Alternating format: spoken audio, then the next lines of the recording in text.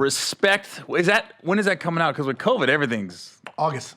They moved it back to August. Is it still shooting for the theaters? Shooting for the theaters. It's a brilliant movie. It should be in the theaters. I mean, Jennifer Hudson's so amazing in the movie. Forrest Whitaker kills it. No, I ain't that. so bad. Hold on. Forrest Whitaker kills it. He did good. That. I was proud of him. He hasn't done shit since Fast Times at Ridgemont High. I know. He's working on his Overrated. craft. He's working on his craft. How about the Last King of Scotland? What the fuck does Scotland have to do with anything? Trash. She was like in Africa. No, he's so brilliant, man. Like, he made you work. Like, what I loved when I did this movie is we were working.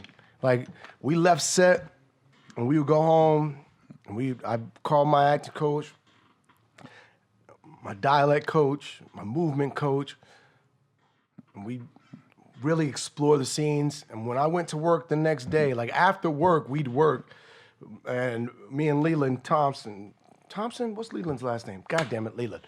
But that's my acting coach, Tom, my voice coach, and we just would work. And then when I got to set, I'd be ready for the director to just kind of make adjustments because we was prepared. And then you have to be so on point because Forrest would do things that, like, out of nowhere, it's just like some gesture that you're like, yo, where did that come from? Or it was always a surprise. You never knew. And I loved that because it kept us on our toes and it kept us honest.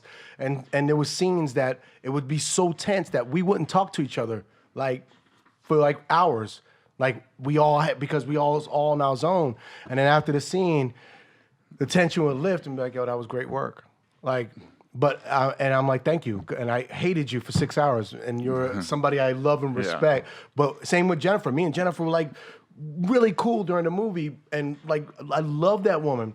But there were scenes where we'd have this, where there was an abuse scene or a scene where we're arguing. Who are you playing in the movie? I played Ted White, her first husband. And they had, like, you know, some abuse issues and domestic issues. And, you know, so me and her, we had these tense scenes and we were so cool, like laughing and joking. But when we had these scenes, it'd be 6 hours and I couldn't hug her. I couldn't smile at her. And it would be like, I hate you for 6 hours. I hate you too. And then scene's over and it's like, oh, that was great work. Have you ever worked with anybody like stayed in character the whole time? Yeah, that's a little annoying to me. Who are you allowed to name names or no? I like when people look. You can be in character when you're at work. I'm good with that. But I just don't. Not at lunch. Can you just come out of character?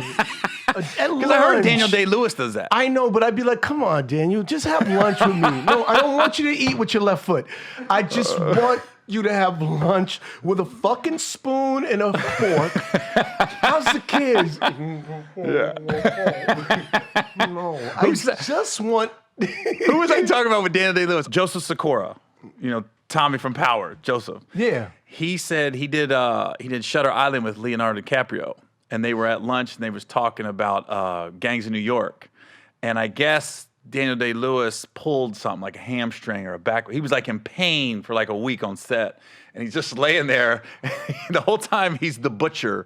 And then he just breaks character at one point. He goes, this is fucking hot, isn't it? And like Leo was like, oh, he's still in there. Daniel's still in there. But just in the middle of the scene, this is fucking hot, isn't it? He broke him. That's crazy. I just can't I was worried about it because I heard like Jim Carrey was Man on the Moon the whole time. I said, that'd be hard because that guy was... Yeah, but Jim is just super committed. I don't know if he went home was like that. Like, would you have sex with your wife like that? Like, there's a point where it's just like, yo, it's too much. Like, oh, that's why I wanted on set, great. But even then, like, for me, I jump in, I jump out. I need the break from the character. I can't just be somebody for 5 months. I'll lose my shit. I gotta be... I like me. I like Marlon. So I need to be me because I think in order for any character to really be truthful, you have to assign them to emotions that you as a human have. And they have to, your character and your person has to meet. You can't just, because if you're just the character and it's not a tie to any real emotions, I try to marry the two. So I understand, like, oh, this is what I've been through that's similar to what this character's been through. And I let them meet. And then when I'm the character, I'm the character. And then when they say cut, I'm back to Marlon. I am. I'm not that guy that's going to do that shit all day.